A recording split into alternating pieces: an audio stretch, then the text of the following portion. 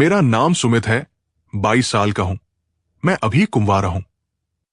कुछ समय पहले मेरी सरकारी नौकरी लखनऊ से 200 किलोमीटर दूर एक शहर में लगी, तो मैं वहां अपने रिश्ते की एक मौसी के यहां रह रहा हूं। मौसी के एक बेटे, बहू घर में ऊपर, मैं और मौसी नीचे रहते हैं। भैया सुबह 8 बजे नौकरी को चले जाते। गीता भाभी मौसी के साथ काम करती रहती है। लड़कियों को देखना, ये सब और लड़कों की तरह मैं भी करता हूं। मैंने किसी औरत या लड़की को स्पर्श नहीं किया था। ऊपर वाली गीता भाभी से 1-2 बार मेरी हल्की फुल्की बात हुई थी, लेकिन मैंने कभी उन्हें गलत नजर से नहीं देखा था। मेरे वहां जाने के 15 से 20 दिन बाद घर की पानी की मोटर खराब हो गई। पानी ऊपर नहीं चढ़ रहा था। उस दिन मेरी छुट्टी थी। भैया घर पर नहीं थे। मौसी बाजार गई हुई थी।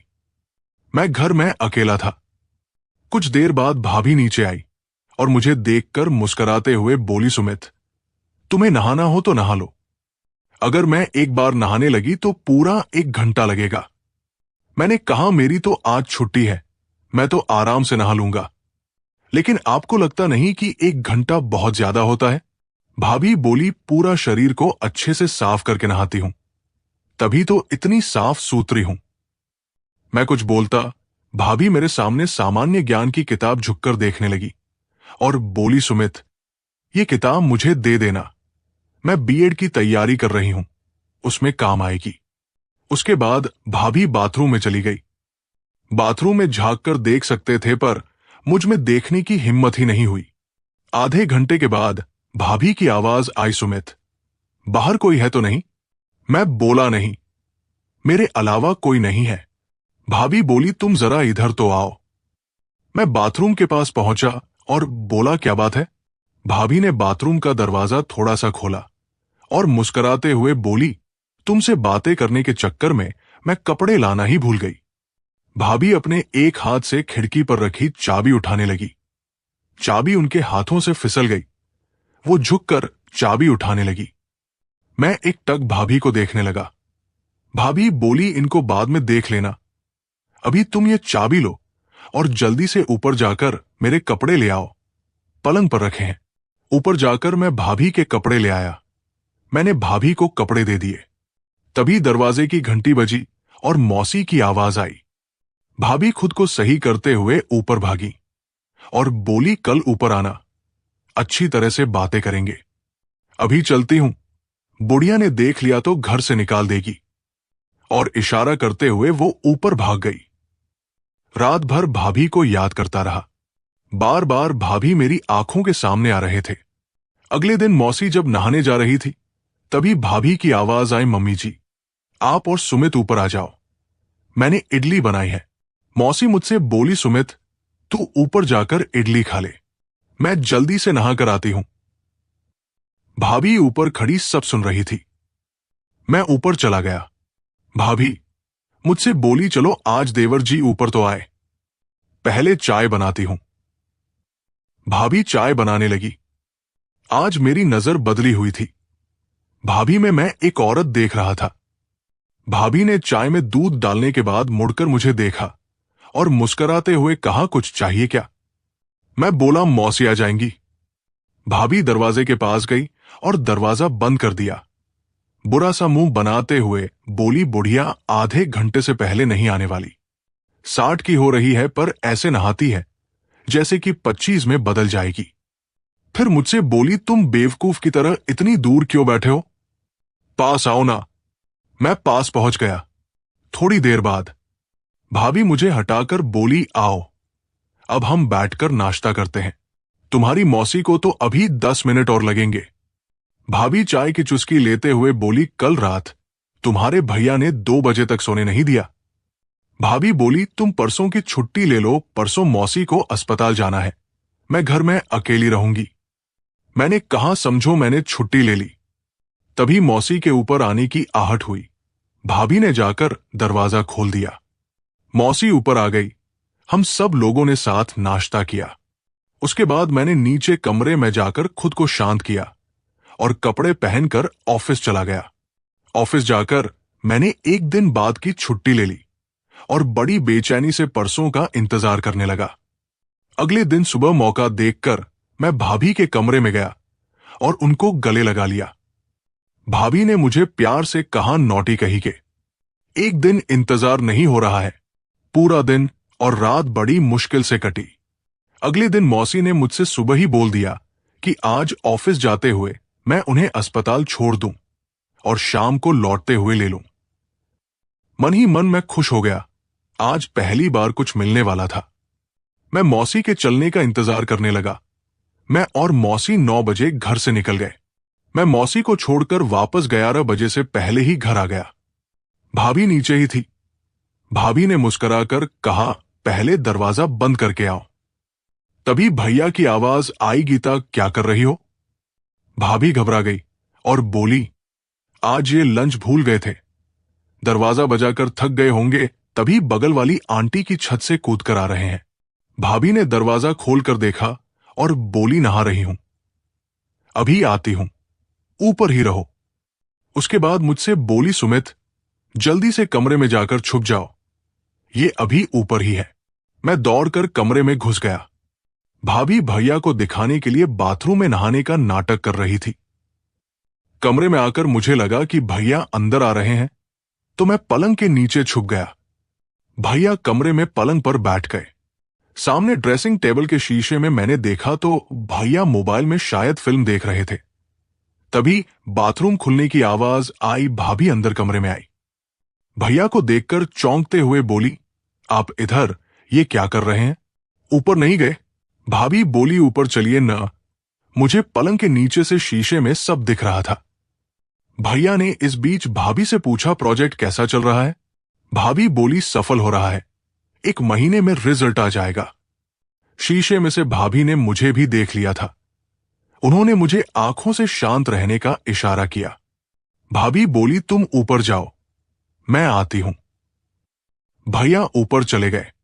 भाभी नीचे झांककर बोली, सुमित 10 मिनट यहीं छुपे रहो, मैं इन्हें भेज कर आती हूं। भैया को भेजने के बाद भाभी नीचे आ गई। उन्होंने दरवाजा बंद करके मुझे गले लगाकर बोली, बाल बाल बचे, वरना भगवान जाने क्या होता। भाभी बोली, पहले खाना खा लेते हैं, अब पूरी दोपहर मेरी और तुम्हारी है। भाभी ने खाने से पहले मुझे एक गोली और कैप्सूल दिया और बोली, इसे खा लो, ये तो रोज सुबह शाम खाते हैं फिर हीरो बनते हैं। तुमने देखा कैसे हरकत कर रहे थे। मैंने भाभी से पूछा, ये प्रोजेक्ट क्या है? भाभी बोली, ये आपस की बात है। आधे घंटे बाद भाभी और मैंने खाना खाया। इसके बाद भाभी मुझे ऊपर अपने कमरे में ले गई।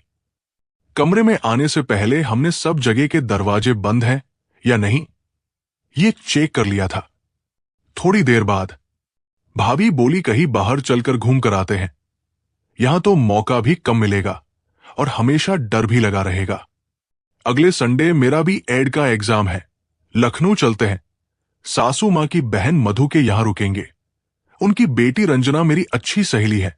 फ्लैट में मां बेटी अकेली रहती है। मधु मौसी आजकल तीर्थ यात्रा पर गई हुई है, वहां रहने करने में मजा आ जाएगा। मौका मिले तो रंजना को भी मिल लेना। समय का पता ही नहीं चला और 6 बज गए तभी हमें घंटी की आवाज सुनाई दी। मैंने दरवाजा खोला तो मौसी थी। मुझसे बोली, पड़ोस का रमेश आ रहा था। उसके साथ आ गई, चल तेरी दौड़ बची, ये गीता तो ऊपर पढ़ रही होगी, बड़ी कामचोर है, दिन भर पढ़ने का नाटक करती है। मौसी ने आवाज देकर गीता भाभी को नीचे बुला लिया और पूछा, ये तेरी पढ़ाई कब पूरी होगी? भाभी बोली, मम्मी जी अगले संडे को एग्जाम लखनऊ में है, उसके बाद पढ़ाई खत्म। मौसी बोली, पंकज तो पूना जा रहा है, तू लखनऊ कैसे जाएगी? भाभी बोली, आप सुमित को मेरे साथ सैटरडे को लखनऊ भेज दो। मौसी मुझे देखकर बोली, क्यों सुमित जाएगा इसके साथ? मैंने कहा, आप कहोगी तो चला जाऊंगा। मौसी बोली, ठीक है चला जा, तुम दोनों रंजना के यहां रुक जाना, आजकल अकेली है, मधु तो तीर्थ यात्रा पर गई हुई है। गीता और रंजना की पट्टी भी अच्छी है। मेरी और भाभी की खुशी का ठिकाना नहीं रहा। भाभी बोली, हम रंजना के यहां रुक जाएंगे और सोमवार को वापस आ जाएंगे। शाम को मुझे अकेला देखकर भाभी बोली, तैयार रहना, एग्जाम तो मेरा है लेकिन पास तुम्हें होना है। तभी दूर से आती हुई मौसी को देखकर तेजी से बाथरूम में घुस गया। 2 दिन बाद शनिवार भी आ गया। हम दोनों जाने को तैयार हो गए। भाभी और मैंने शनिवार को 4 बजे घर से निकलने का प्रोग्राम रखा। 4 से 5 घंटे में हम लखनऊ पहुंच जाते। बस से हम लोग जा रहे थे। शनिवार को हम बस से चले। दिसंबर का महीना था, रात ठंडी थी। बस 5 बजे चली, 9 बजे तक हम लखनऊ पहुंच जाते। बस में पीछे वाली 2 लोगों की सीट पर हम जाकर बैठ गए। भाभी और मैं बातें करने लगे। 6:45 करीब बस एक ढाबे पर रुकी। भाभी बाथरूम चली गई। मैंने 2 चाय का ऑर्डर कर दिया। भाभी मुस्कुराते हुए चाय पीने के बाद मुझसे बोली, खुले पैसे मेरे पर्स से दे दो। तभी बस का हॉर्न बजा। हम लोग बस में आ गए। बस जब ढाबे से चली तब तक 7 बज चुके थे और अंधेरा हो गया था। बस में पीछे की बड़ी सीट खाली थी और सवारी आगे बैठी हुई थी। हम सबसे पीछे थे। तभी भाभी बोली, ठंड लग रही है, पहले बैग में से चादर उतार लो ना। मैंने चादर बैग से निकाल ली। बस में मुझे ऐसा लगा कि अधिकतर लोग हमें पति पत्नी समझ रहे थे। इस बीच बस वाले ने अंदर की लाइट बंद कर दी थी। पूरी बस में अंधेरा हो गया था। इसी बीच कोई स्टॉप था। लाइट खुल गई, हम लोग हट गए। इस स्टॉप पर काफी लोग उतर गए थे। इसके बाद हमारे आगे वाली 2 तरफ की सीटों पर बैठे लोग आगे सीटों पर चले गए। अब हमारे चारों तरफ खाली था। लखनऊ आने में अभी 1 घंटा था। लाइट दोबारा बंद हो गई। हम लोग बगल में खाली पड़ी 3 लोगों की सीट पर आ गए। थोड़ी देर बाद हमारा स्टॉप आ गया था। भाभी और मैंने ऑटो कर लिया। पूरे रास्ते हम पति पत्नी की तरह बैठे थे। 10 बजे हम रंजना के घर थे। वो घर में अकेली थी। रंजना 22 से 23 साल की लड़की थी। थोड़ी सांवली थी लेकिन सुंदर थी। भाभी को देखकर वो उनसे गले लग गई और बोली, तुमसे मिलकर बहुत अच्छा लग रहा है।